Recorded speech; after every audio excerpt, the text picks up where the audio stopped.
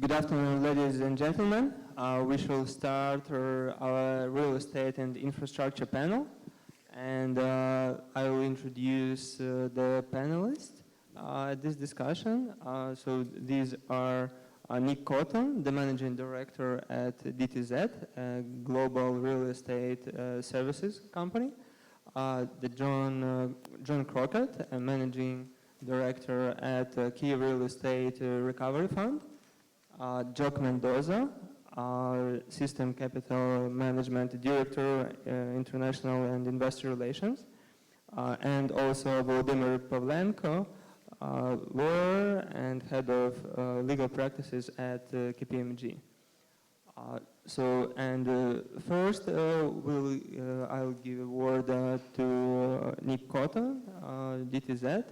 And Nick, please tell us about the real estate market, where the field is now, which deals you see, how is the prices going. So please share us your information. Thank you. I'll try and keep this very high level and relatively short, because I think it'd be probably more productive if we can engage in some questions and answers, both within the panel and within the floor later on. The real estate market in Ukraine today is still very much Kiev-centric. DTZ are dealing mostly with commercial real estate. What can we say about commercial real estate in Kiev? It's very, very suppressed. There's high vacancy in all sectors, and there's three sectors that we deal with. That's offices, retail, and logistics.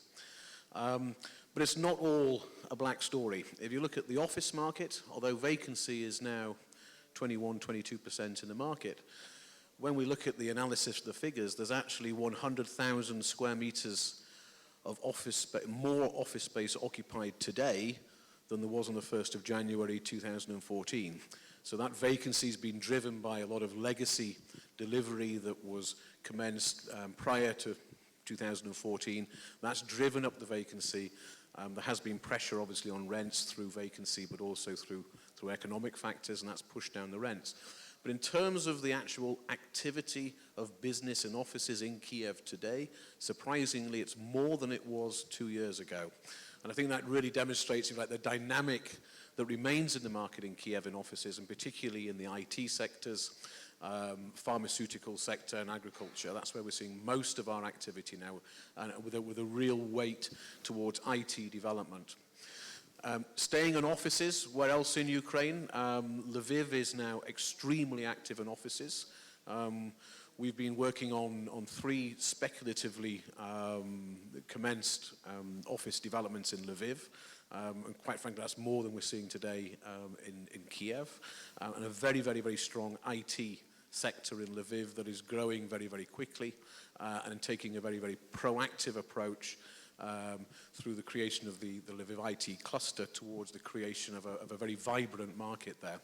So in terms of the office market, we've got a lot of vacancy, rents are low, but I certainly, for one, see that there's a lot of opportunity there. Not so much today in terms of development in Kiev because of the high vacancy, but certainly there is opportunities for, let's say, the more speculative investors to come in and potentially acquire office space. I'll come on to the investment market in a moment. In terms of the logistics market, and obviously we're here talking about infrastructure, so logistics is very much part of the overall infrastructure process. The logistics market vacancy is about 11% or so not so high. It's been quite volatile. We've had vacancy down to 6% over the course of the last 2 years, but it's increased now back up to 11%. Rents are under huge downward pressure, and that's really been driven by the economic factors. In terms of logistics, there's very little speculative developments ongoing. However, some local developers are still building. And I think what's really the key sign that we see in the logistics market is that the stock is so underpriced. Rent levels are at such levels that you would not normally go and develop, but yet you can acquire now finished operating logistics products at materially less than replacement cost. And I think this is a very exciting opportunity for a number of investors, and there are people out there now in the audience who are both from funds and advisors to funds. So in terms of logistics, I think the angle really is one of investment opportunity today. The retail market is very, very challenging, very, very difficult. When you look at it from a very high level, you see that occupancy is still very, very high.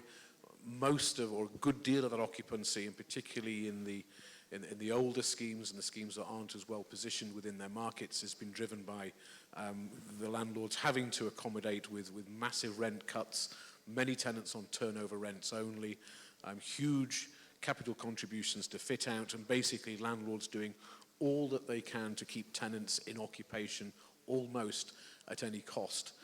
There are some success stories out there, both in Kiev and the regions, but the retail market is extremely difficult. So what's happening in terms of actual development? The problems with development, at the moment there is effectively no bank finance at all. You can buy stock, good quality stock, particularly in offices and logistics at or below build cost. So there is no real driver for further development in these sectors, with the exception potentially of Lviv, where there isn't availability of quality stock. In terms of the investment market, we're certainly now seeing an increase in investment interest. And it ranges. We're seeing a lot of local enterprises who have accrued grivnas and are now looking to deploy those in the acquisitions of relatively small assets, typically small office buildings for their own occupation, but also logistics complexes that they can integrate into their whole production process or the whole business process. So it goes from the very locals and then up to the large scale. We've also now got Chinese investors who are looking at material assets.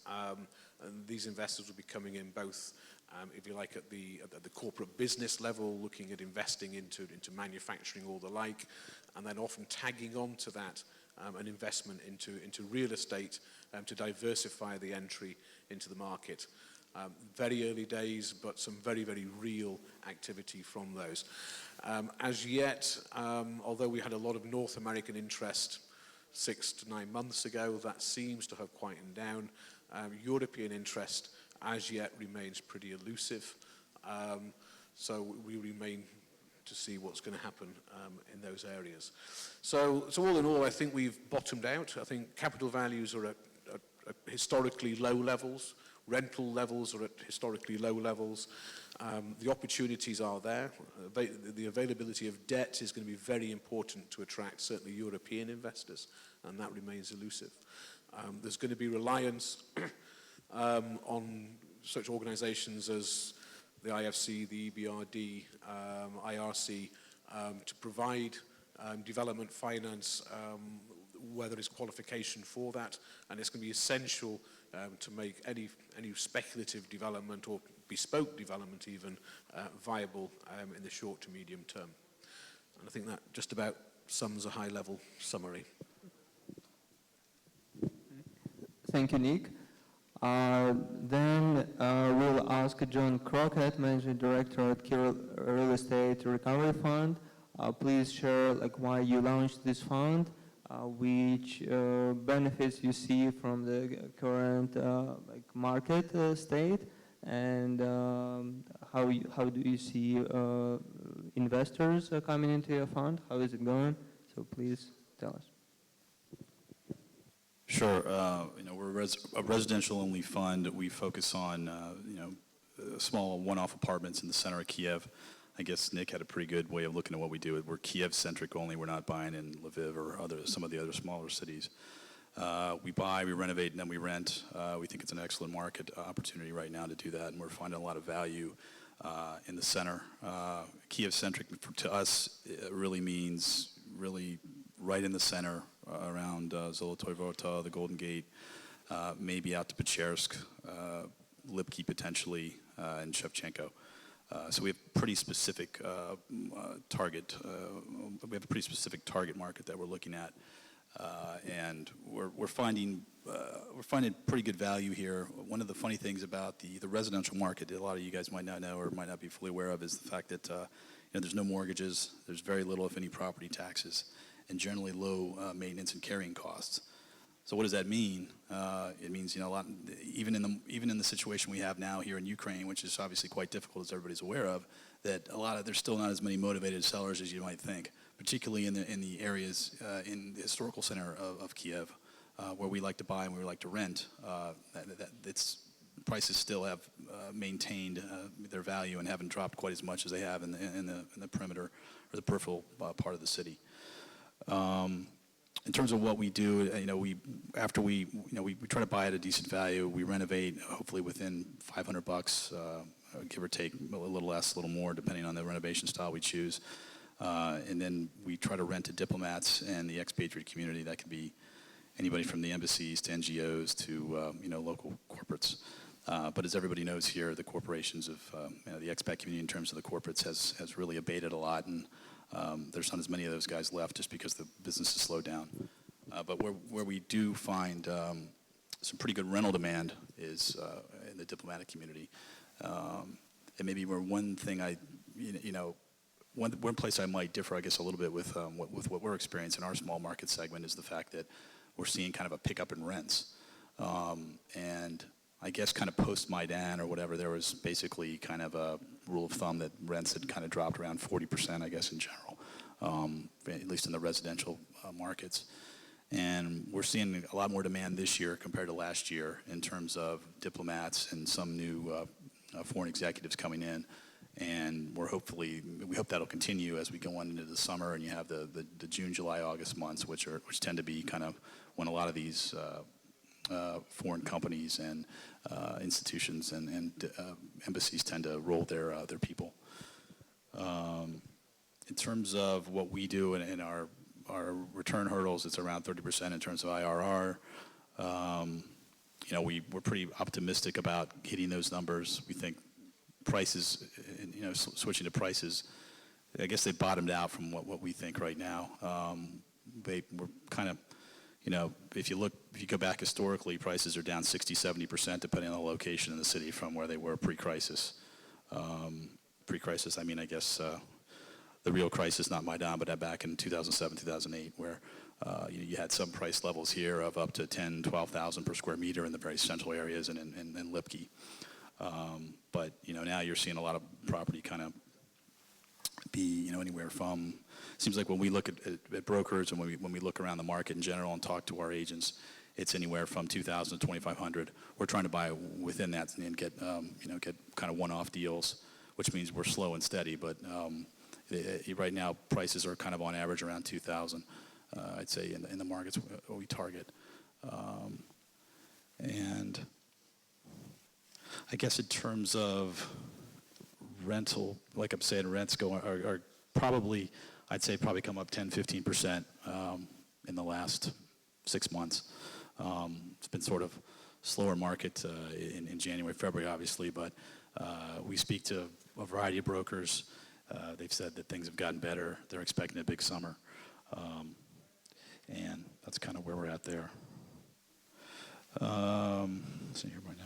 Renovation costs, I guess that's another thing where we try to kind of add value and save money, for lack of a better way to describe it. But we're, given the fall in the hryvnia and the labor situation here, obviously there's not as much construction that was going on before.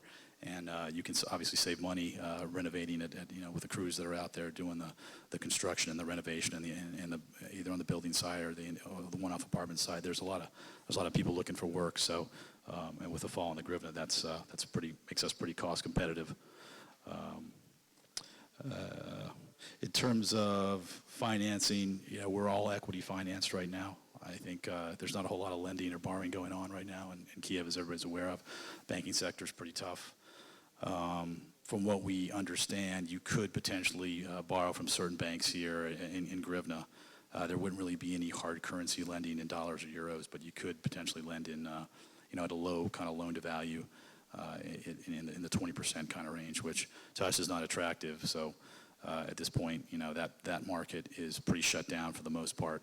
And obviously, if and when that comes back, that'll kind of show that the market's getting better and improved, and that prices will be rising. So I think that's all I have to say about residential. Thank you, John. I suggest as like real estate and infrastructure, those are like pretty different blocks. If anybody has like 1-2 questions to either Nick or John, please pose them. And if not, we move to the infrastructure panel, infrastructure discussion. Can anybody give a microphone to the lady?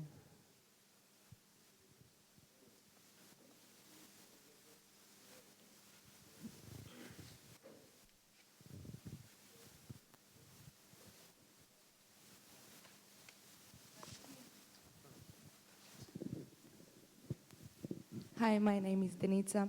So my question is that last year, the Chinese investors made around $50 billion investments for home overseas.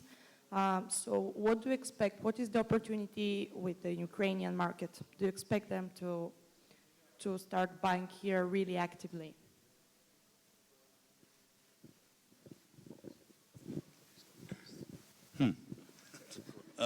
Tough question? Interesting question. I'm not that familiar. I mean, I know China, of course, but I would think that a lot of that money is going into the U.S. Obviously, California, the San Francisco market's way overvalued now. It's above pre-crisis. Vancouver and Canada, they're even entering Miami. They've done New York, London, of course, and I guess Paris and Vienna and cities like that to a lesser extent. I don't think I'll speak for myself. I haven't seen a lot of Chinese money flowing into property here. I mean, I want the market to recover, but right now we're happy to buy apartments at lower prices, so it wouldn't necessarily be a good thing for us. But if you're asking, are there bidders on the residential side out there that are coming in with Chinese money? Not yet, not that what I've seen, or what we've seen in general. And I have another question. It's in terms of investors. What is the appreciation that you expect of the homes here in 5 years, let's say? Appreciation of this residential portfolio? Of the residential sector, yeah. Good question. We are somewhat conservative. I mean, we try to be conservative in our projections. We'd say anywhere from 2 to 3 times.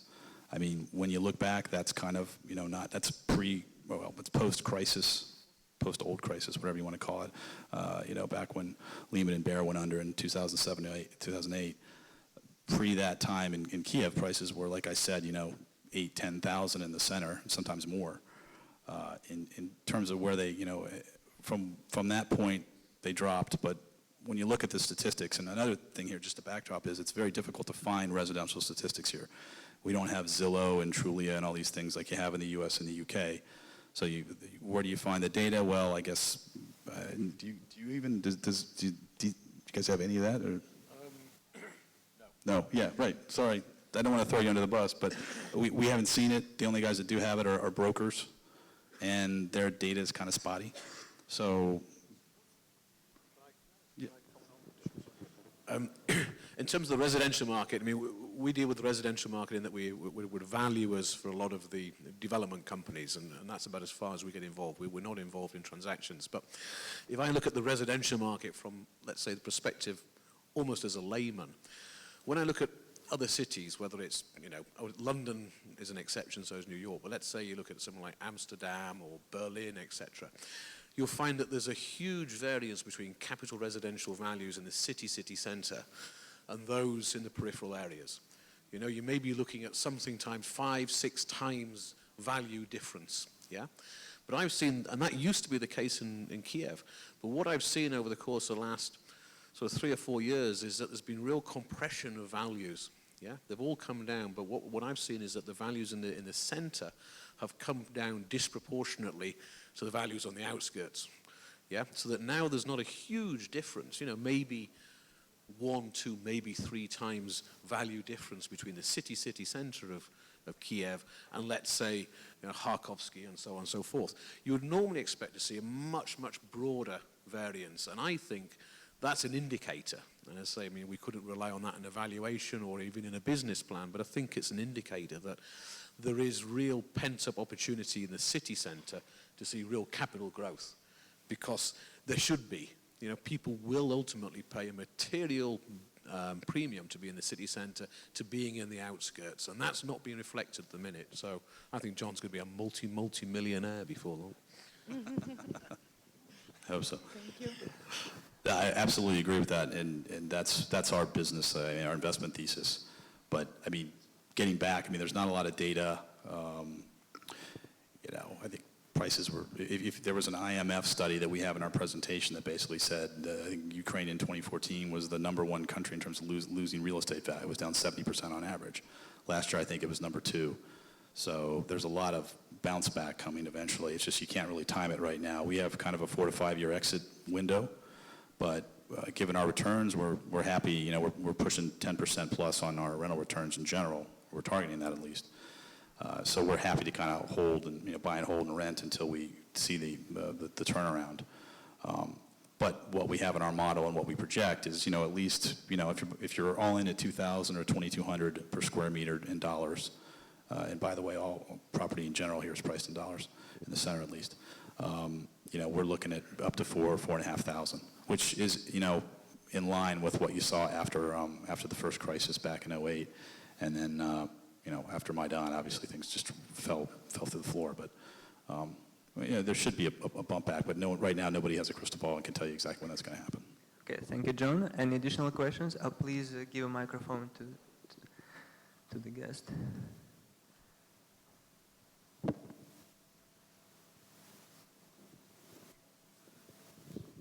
Hi, my name is James Cannon-Cook. I'm raising money from the UK at the moment. My outfit's called On-T Cap.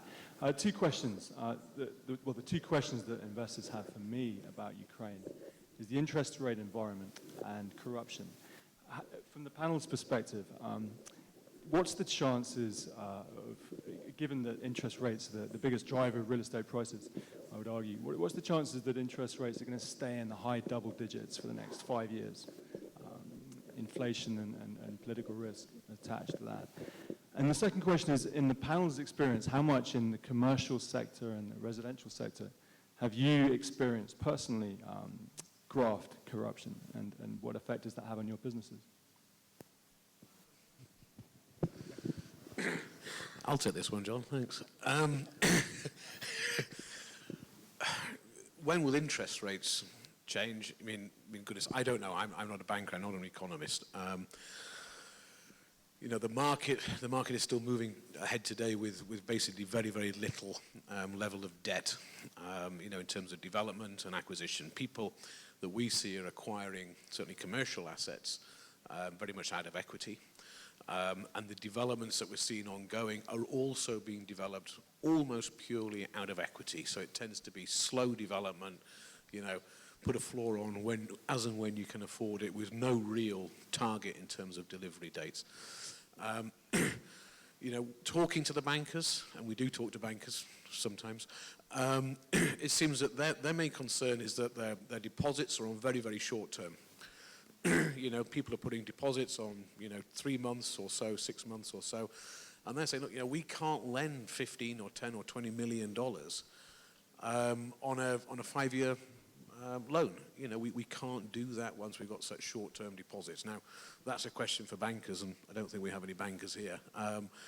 But that seems to be their sort of concern. It's not so much like the cost of finance. It's simply the banks aren't able to extend long-term material loans. What was your second question? Corruption. Corruption. In terms of acquiring, I'm assuming you're talking at it from the perspective of coming into acquiring investment. Acquiring an investment and operating certainly commercial property, in my view, you can do that without having to cross the line of corruption. Okay? You purchase it, and you'll typically be purchasing an SPV, a special purpose vehicle, which more likely than not is going to be registered in Cyprus or Netherlands or so on and so forth. And if you do your due diligence, you should be able to operate entirely above the law. And there shouldn't be any need for corruption. I guess there's always some department, whether it's fire or sanitation, that can always come and try and cause trouble. But, you know, if you're robust and you've done your due diligence and you can defend the fact that your building's compliant, then there's no reason why you should be paying under-table payments. So it can be avoided. In terms of development, you know, there's a very bureaucratic, very opaque system of property development in Ukraine. You know, and you need to be an extremely experienced property developer, I think, to come in and robustly develop in this market. Don't treat it lightly, but again, it can be done, but it's going to add cost and it's going to add time, you know, because, let's say, less reputable developers may take shortcuts. Okay. I'm just going to help answer that question because, as Nick said, he's not an economist and wasn't able to answer the question on interest rates and their medium-term perspective. Amongst my many talents, I am indeed an economist. But actually, I happened to be at the EBRD conference last week in London and listened to the head of the National Bank, Valeria Kontreva, talk about Ukrainian macro stability policy, macroeconomic stability policy, which gives the indicator of where key interest rates will be in the medium term. Now, if you're new to Ukraine, the answer is that we're going through a cleaning out of a very dirty banking system with the removal of related party lending, the closure of many failed banks, and this is going to create, through time, a much stronger banking system. Presently, we have a very high key rate. However, the central bank is now practically looking at inflation targeting for their macroeconomic stability. And they have a viewpoint that if inflation is falling, and what you will see in the longer term is key lending rates will coalesce around inflation rate, with a little bit higher, to 2 to 3% higher. So you would expect, probably according to what the central bank governor was saying last week, that by the end of 2017, you may start seeing inflation rates at about 12% per annum. That would indicate a prime interest rate at that point of about 14 to 15%. But it is dependent upon economic performance and inflation targeting, including the banking system. But those things are in place, and I think you can see in interest rates coming down over the next 2 years to somewhere in the low teens. And at that point, you're likely to see a bounce back in mortgage-related lending from more robust Ukrainian banks. And clearly at that point, a follow-through into real estate market pricing. Okay, so I suggest we move into the infrastructure discussion, and I would ask Jock Mendoza to share about the experience of your group. As we know, your group has faced significant challenges in logistics, transportation, and infrastructure through the recent years because of the conflict. So how you resolve that, and what's your plans to move forward? Thank you very much for the introduction. I'm going to talk today about infrastructure, but particularly about what business needs from infrastructure. Of course, operating in a country which has a conflict in its eastern regions is difficult, and our business operates across the contact line, meeting all of Ukrainian legislation. And clearly, the logistics and being able to run logistics chains which require you to move product from an area occupied by separatists to an area under the control of the Ukrainian government is difficult and complex. And I really salute our people on the ground who work tirelessly to sort out those operational headaches. However, the real thing we should look forward to is what's going to happen in the future. And I think all Ukrainian business, whether large business like ourselves, and maybe for those who don't know in the room, System Capital Management is Ukraine's largest financial and industrial group. We own Ukraine's largest private sector business, which is Metinvest, which mines coal, mines iron ore, puts it together in blast furnaces, produces steel, and exports it worldwide. So a big logistical and transport need in that business. The other area is DTEC, our energy business, which is Ukraine's largest private sector energy business, where we mine coal, take it to power stations, convert that, coal into energy and then distribute it to Ukrainian customers, and also export energy, electrical energy and coal internationally. And we're also in gas and in renewables. So I think from our point of view, what we're looking for in terms of infrastructure is reform in the transportation sector. And this means freeing up the marketplace from state intervention, from post-Soviet bureaucracy, and from government control. And this is an absolutely vital factor if Ukraine is to take up its position as an important player in global markets.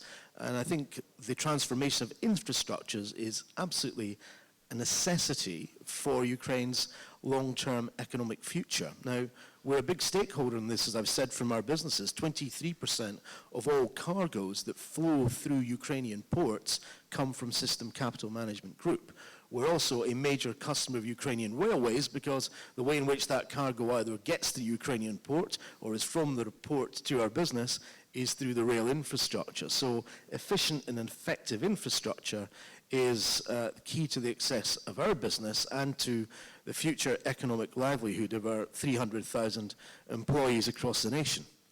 I'm sure most of you in the room today are pretty familiar with the fact that Ukraine's infrastructure is by and large post-Soviet, largely old, degraded, inefficient, and is a serious drag on Ukraine's economic competitiveness. And in the future, if sectors like agriculture and natural resources are to grow, we need to expand the capacity and speed of the rail network, and particularly the port sector, to be able to overcome bottlenecks. Now, what needs to happen for that to take place? Well, at present, infrastructure is starved of investment. But to encourage investment to come into the country, we need to have a review of the current legislative and regulatory base, and we need to create a clear marketplace with a level playing field and a simple and robust regulatory environment which protects the interest of all stakeholders. And all stakeholders in this case are the government, who by and large own most of the infrastructure assets, particularly in rail and ports. The government owns Ukrainian railways, it owns Ukrainian ports and controls them. But now they're going to have to work in partnership in the future with investors. And investors' interests will need to be protected from regulatory abuse and from corruption. Indeed, customers of both the ports and rail need to be protected in terms of their interest, as indeed does society in terms of getting the return from investment in resources. So what we need to see is a set of regulatory frameworks that encourage investment. Now, as we're a big consignee of cargo, we're a bit concerned that there are attempts to discriminate against capital because of its origins. In other words, if you're a big provider of cargo, you shouldn't be investing in ports. This is a ludicrous idea. In Europe, the fact is that most major providers of cargo are, in some way, investors in infrastructure because it's essential for their business. So we, a big business, interested in cargo, and a major economic driver for Ukraine, we need to have equal access to the opportunity to invest in the port and rail sector. And we need that to be in place in order that we can invest safely alongside international partners who we know wish to come to Ukraine once that transparent regulatory environment exists. So it's not acceptable to have preferential rules. If we do have preferential rules, regrettably, we will reduce the pipeline for investment. And this will lead to long and expensive litigation, as we have seen in other countries, which will only keep our legal friends happy. And that's not good necessarily for anyone other than lawyers. To build effective cooperation between government and business and investors, we need to have something which will be relatively new for Ukraine. We need to have a clear medium-term horizon. That is not as the plan for, not the plan for next year, but it's a plan for the next 3 to 5 years. in terms of investment strategy in the sector. And we need to see these strategic developments broken down into understandable benchmarks so we can see progress. We don't need to hear there's going to be $1 billion investment in Ukrainian railways. We need to know precisely which projects are where that $1 billion is going to be provided, how it will be broken down, what are the timelines for the projects, and what is the benefit and return for those. If we see that, then that will build investor confidence, and also it will give clear benchmarks so we can see tangible results and hold government and other partners, including business, accountable for their investment performance. As to ports, what we need to see is a clear plan of denationalization of Ukrainian stevedoring companies to give broader access to Ukrainian ports and to encourage capital into the marketplace. We do need a robust law on port concessions. That's a fundamental building block of any infrastructure investment program. However, it's not the only criteria that's required.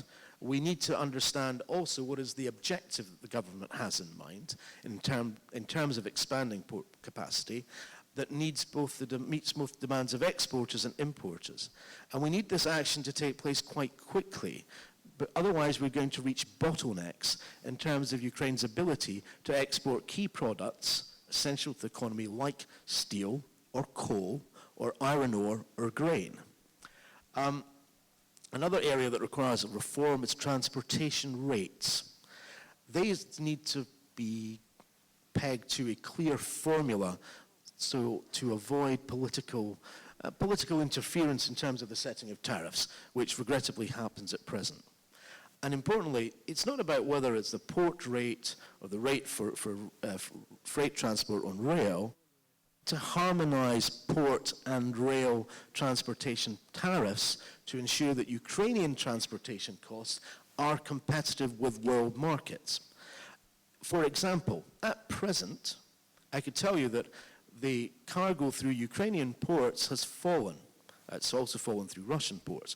But if you look at European ports on the Black Sea, cargo is continuing to increase in both Romania and Bulgaria. So already in the Black Sea area, Ukrainian ports are losing out to better regulated, better organized European ports. And we need to make sure reform moves quickly to change away from that. I think on port charges, we need to simplify the process. I had a chart, which I'm not going to put up, but for a Ukrainian port, there are 23 different tariffs charged when a ship comes in, 23. The number for China is 6. If I compare the cost of taking a post-Panamax ship into a Chinese port compared to Ukrainian port, the Ukrainian port is a remarkably $40,000 more expensive per vessel. And the question is why? Usually corruption. These costs must be removed if it's to be effective. Lastly, I think what business wants is improved quality of reforms and their timely implementation. We need the government to come up with investment opportunities that are real, that have the details in place, are backed by a regulatory environment, and then we will be ready to invest. If the government doesn't do that, what will happen is that Ukrainian state-owned ports will lose out, and investors like ourselves will move our cargo and our investments towards private terminals.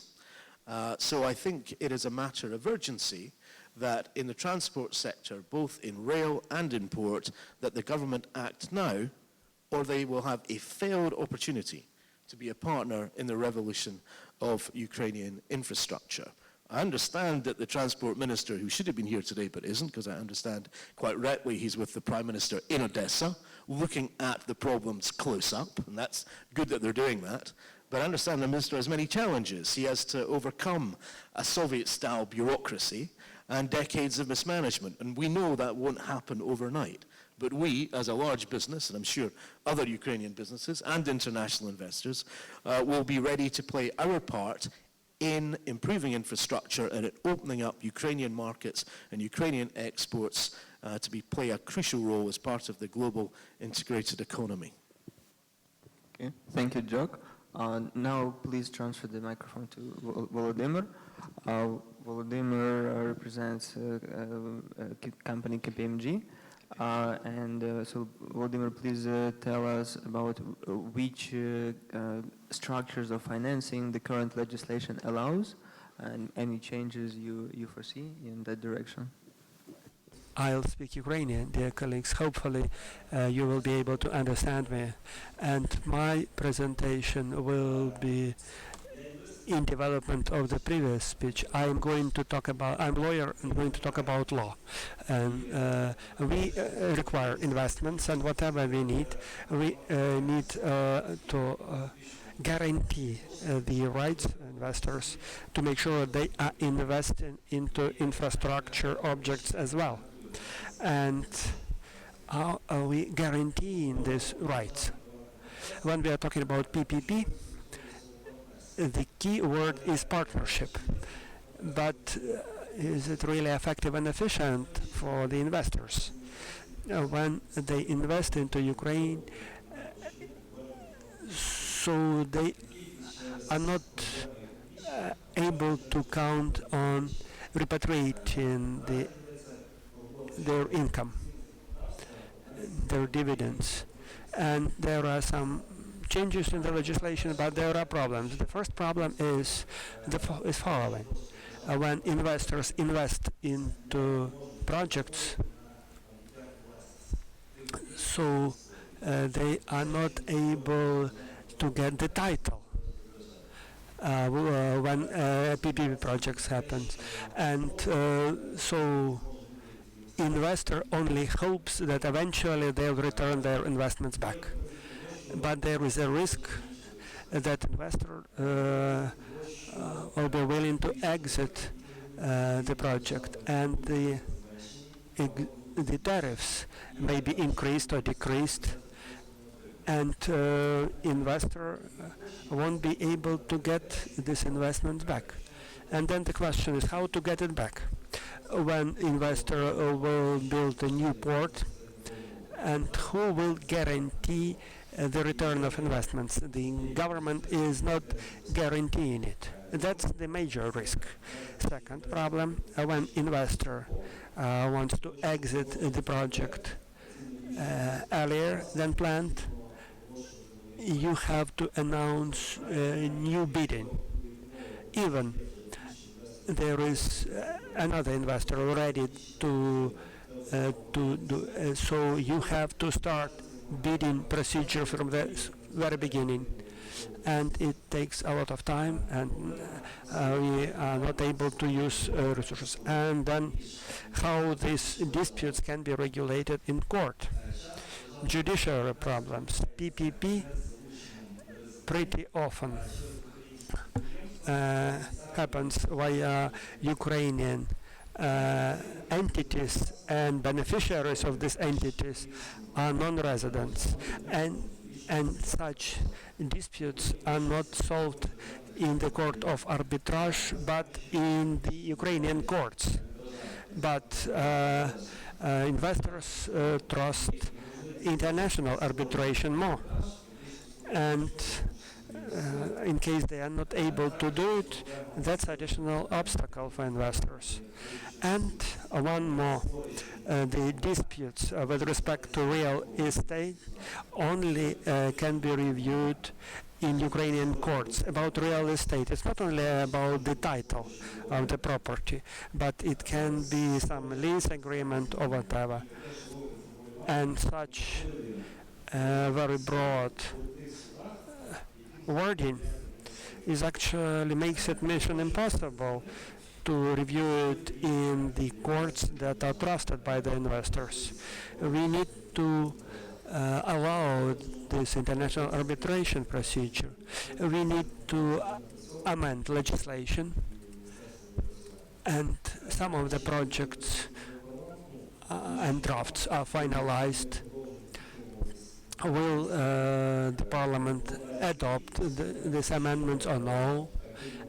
And we hope that business will continue active involvement, and eventually our legislation will be amended, and then partners in PPP will have same rights as the government and the state, and we will be able to attract investments despite all these economic problems and problems in the east of Ukraine.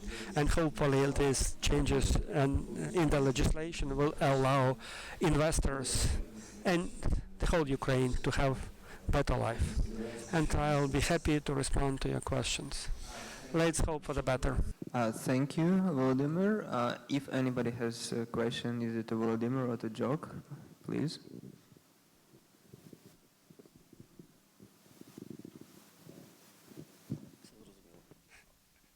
Everything is clear. Okay, so everything is clear. So thank you all for participating in our panel. And like pretty shortly, within 10 minutes, we start the new defense and aerospace panel. Thank you.